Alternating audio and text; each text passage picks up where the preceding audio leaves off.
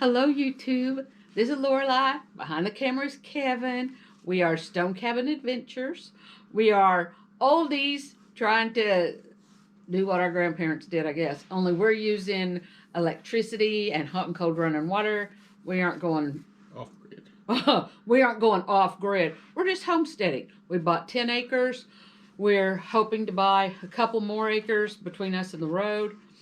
So, we're getting it. I was listening to Simple Life Reclaimed with Melanie and Gary today, and she posted it yesterday, I think. Anyway, it was about her birthday, and it was 10 questions you should ask yourself. So my birthday's coming up in about 6 weeks, 7 weeks, I don't know, 7. Yeah. And I thought, I've got a little while. Those are some... I gotta take my night pills. You gonna edit that out? Okay. So I was listening to Melanie on Simple Life Reclaimed. She had 10 questions you should ask yourself on your birthday. Ask it. You don't even have to do it on your birthday. I plan to come on here on my birthday and answer those same questions that she answered on hers. She's right about half my age. So she had good, solid answers. I was pleased. Check them out. Simple Life Reclaimed. Melanie and Gary. They got 3 kids. We got 4 kids. Yeah, a lot the same. I'm Lorelai. Kevin's behind the camera. I already said that once. Welcome to my office. It's part of the living room. I have a story. I forgot the name of it. I've got a story for you. The Life and Times of Pinky Calhoun. Starting on page 5 at the very bottom. Pinky is 8 years old. The year is 1880. She is out walking and she notices some boys skinny dipping in the river. So that's where we left her last time. Those boys, I counted 9 of them, grabbed onto a rope one at a time and went running down the hill to the swimming hole. About halfway down the hill, their feet come up off the ground and they went flying. My brother Elmer didn't let go in time and he swung back up the hill. It's a wonder he didn't bust his head open when he slammed into the bank. Those other boys laughed so hard they couldn't help him. He rolled down the hill like a log and splashed face first into the mud at the edge of the river. I never seen any of them having such a grand time. About then I figured accidentally seeing one naked boy might not push God to strike me blind, but sitting there watching for half an hour might not be quite so forgivable. I decided I deserved to have myself a grand time too. Leastwise, swimming naked my own self probably wouldn't push God to blind me. I didn't dare swim with those boys there.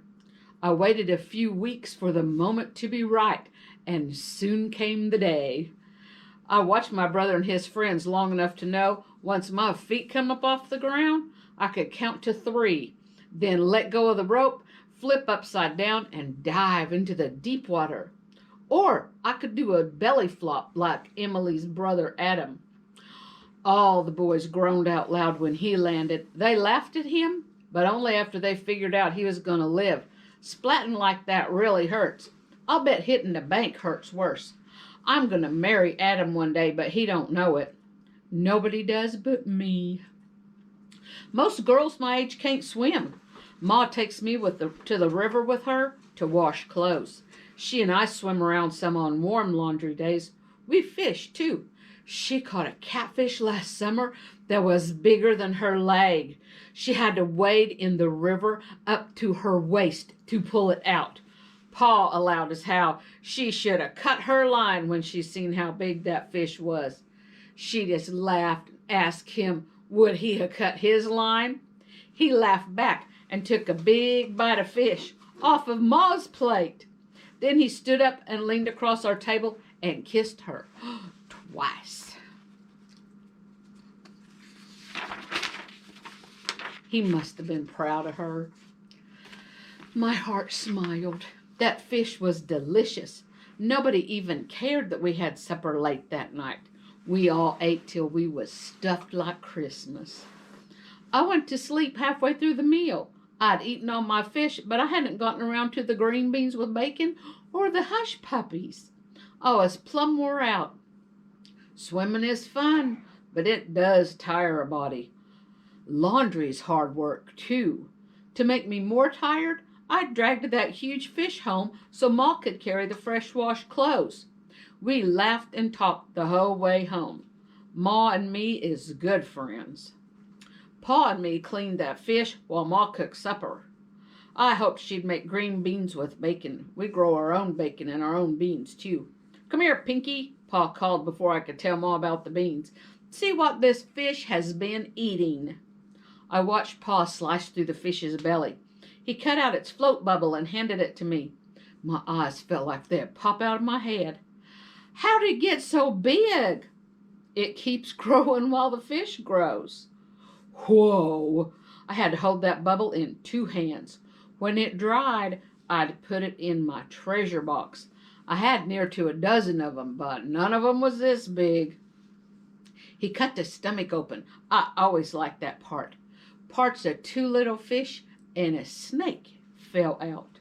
That snake had been eating one of the 2 little fish when the big fish ate him. The barn cats ate the skin and the guts, and the 2 fish and the snake. My tummy tried to squeeze my lunch out when I realized the cats ate fish puke. Pa cut that river monster's head off, and Elmer nailed it to the side of the barn. Ma's big old catfish head will probably hang on the barn wall forever with the heads of some of the other fish we've caught. Her trophy was the biggest by far. The little wildcats that live in the barn ate the skin off of them. We hung them there, though. They stink for a long time. We keep them to prove to our neighbors that giant fish grow in our river. I had to get over being scared of that fish's friends before I could risk swimming in the river without Ma. Swinging from that rope would not be something she'd allow any daughter of hers to do. I had to swing alone. I kept my plans in my head and contemplated huge fish. When school let out for the summer, Mr. Harkin hired me to clean his house and fix his lunch and supper. One day, he didn't show up at noon, so I covered his plate with a cloth and left it for his supper. Then I did a quick hoeing job in his garden and put his radishes on his table with his lettuce. Then I ran all the way to the river. I pulled off my clothes down to only my bloomers and my shimmy. Ma calls it a chemise, but girls my age just calls them shimmies. The rope dangled where I couldn't touch it even when I jumped. It looked like the boys broke the end off of it. I was just too short. I had to climb that big old cottonwood tree. Pa calls me a monkey. Ma shushes him, but he still does it. I monkeyed up that tree and caught a hold of that rope. Climbing that tree without a dress on was easy, but I had the devil's own time getting back down without dropping that rope or falling. That limb was a long way off the ground. That was good, though. The limb stuck way out over the river. As I got closer to the main trunk, I realized I'd run out of rope before I got out the tree. I grabbed that rope with both hands and let go of the branch. I didn't think I'd swung far enough, so I held on to the rope and swung back and kicked to make it go further. I held my breath, afraid I'd smash into the tree on the backswing. That would have hurt. I prepared myself for pain if I landed wrong or if I hit a turtle. I thought about how to fall if I let go too soon or too late. On my second time out over the river, I let go as soon as I changed directions. I had not contemplated the absolute joy of flying through the air and knifing into that river. I bet nothing else on earth ever comes close to the pure delight of it.